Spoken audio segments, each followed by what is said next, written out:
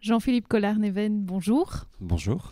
Alors, on vous connaît en tant que pianiste, improvisateur, autant dans le classique que dans le jazz. La fête étrange, c'est quoi? C'est une excellente question. Euh, on le saura au fur et à mesure que le projet avancera. C'est un projet qui est en construction, en devenir. C'est en tout cas plutôt qu'un ensemble, dans le sens classique du terme, c'est plutôt un collectif, un groupe, plutôt comme on créerait un groupe de rock ou de jazz, ce qu'on appelle les garage bands, des groupes qui se vont ensemble, qui ont envie de faire une musique ensemble. En l'occurrence, il s'agit de mes compositions, de ma musique dans un registre donc de musique écrite. C'est pas un projet de jazz. C'est un projet qui est un peu esthétiquement la continuation d'un projet que j'ai eu en piano solo il y a quelques années, Between the Lines, qui avait été édité au Japon. C'est des compositions mélodiques, que je ne classerai pas personnellement dans ce qu'on appelle la musique contemporaine. Et donc ce groupe de musiciens, 11 musiciens quand même, de jeunes musiciens, voilà, on se réunit, on défend cette musique. Et justement, comment est-ce que vous avez choisi ces musiciens? Alors, il ne s'agissait pas uniquement d'aller chercher des cadors comme ça dans chaque instrument. J'aurais pu faire une espèce de casting ou de repérer vraiment des super musicos un peu partout. J'avais envie qu'il y ait un lien humain particulier avec eux.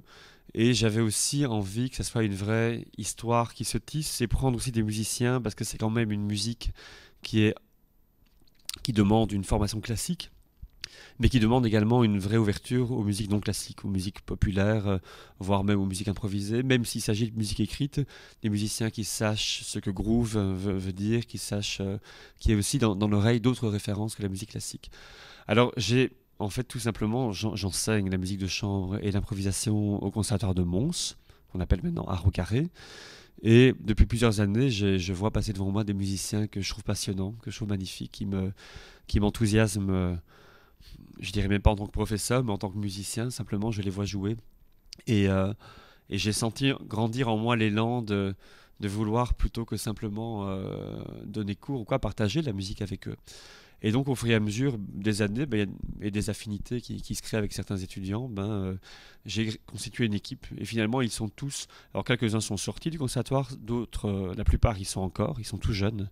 Ils sont, je pense que la fourchette d'âge c'est entre 21 et 29 ans. Et, euh, et donc, j'ai choisi avec les musiciens que j'avais sous la main. Et ça aurait pu se passer autrement, mais ainsi, je veux dire, en tout cas, ils entrent dans le projet en étant déjà dans une forme de confiance et déjà de complicité préexistante. C'était un projet qui avait été créé vraiment dans l'optique de jouer pour le festival Midi Minime ou c'était un projet personnel que vous aviez envie de réaliser déjà avant? Je crois que l'idée, l'élan que je peux avoir pour créer, pour rassembler des gens, pour jouer mes compositions, il existe depuis longtemps. Je crois que j'ai créé mon premier groupe vraiment quand j'avais 21 ans. Et à chaque fois, d'une certaine manière, je me suis, entre guillemets, planté. Enfin, en tout cas, le projet ne s'est pas développé comme je l'espérais pour toutes sortes de raisons. Je faisais chaque fois différents types d'erreurs. Enfin, d'erreurs, c'est simplement ce qu'on peut faire comme maladresse dans la gestion d'un projet, ou peut-être pas choisir les bonnes personnes, ou ne pas composer la bonne musique, ou en tout cas, il n'y a pas l'adéquation qu'il faut entre tous les paramètres pour que ça fonctionne. Et ici, en tout cas, ce désir-là, après pas mal de projets en duo, solo que j'ai pu avoir ces dernières années, l'envie de refaire un groupe comme ça est revenue vraiment à l'ordre du jour. Et donc, c'était il y a un an que j'ai fait une première tentative en réunissant un groupe qui a légèrement évolué depuis. Et puis pendant un an, j'ai pas encore tiré tout de suite des conclusions de la première expérience. Et puis voilà, il y a une conjonction d'éléments, la possibilité de jouer ici ce concert au mois d'août, un autre concert bientôt. Et puis étrangement, les choses s'enchaînent tellement bien que je me dis que si elles s'enchaînent comme ça, c'est qu'il y avait un moment juste à tout point de vue, puisqu'on a des belles perspectives de rejouer dans d'autres lieux la saison prochaine, mais au-delà, des beaux partenariats. Donc, mais les Midi Minimes, ça sera quelque part la vraie naissance du projet face à une large audience comme les Midi Minimes en offrent. Et est-ce que vous pourriez un petit peu parler de la musique, du programme qui va être interprété par cet ensemble? Alors donc il s'agit de compositions à moi. Alors parler musique, c'est comme si je devais vous parler d'une peinture qu'on n'a pas sous les yeux. Donc ici, la musique, on l'a pas sous les oreilles. Donc c'est aussi parfois plus facile quand on est dans des musiques qu'on ne met pas dans une catégorie précise de dire ce que ce n'est pas plutôt que ce que c'est. Mais c'est la musique de quelqu'un comme moi qui a pratiqué beaucoup, beaucoup de musiques différentes et qui... C'est en tout cas la musique qui me vient le plus spontanément, je crois, et peut-être la musique qui, du coup, va puiser dans ma source la plus ancienne.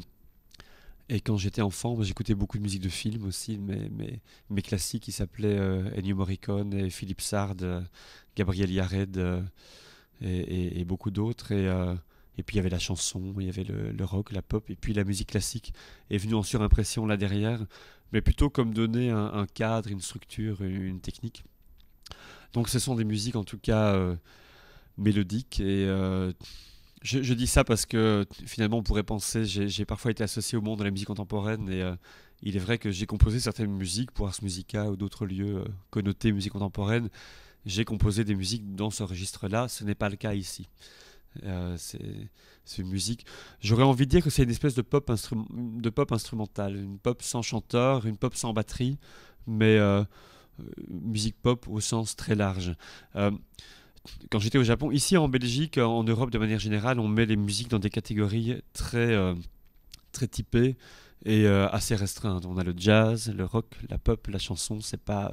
Et à la rigueur, tout ce qui dépasse un peu, on le met dans le New Age ou le contemporain. Au Japon, où le CD précédent, mais qui est proche de cette musique, a été publié, ils appelaient ça, c'était 3 catégories en même temps, post-classical, pop avant-garde, New Age. Mais New Age, pour eux, c'est pas la musique de salon de massage, c'est un truc quand même, c'est de la vraie musique, la New Age. Ils mettaient ça dans les mêmes cases que Ryuki Sakamoto, pour ceux qui connaissent, ou quelqu'un comme Gonzalez. Donc c'est un peu ce type de mélange-là. Moi, personnellement, je voudrais pas me limiter à la décrire en un seul mot.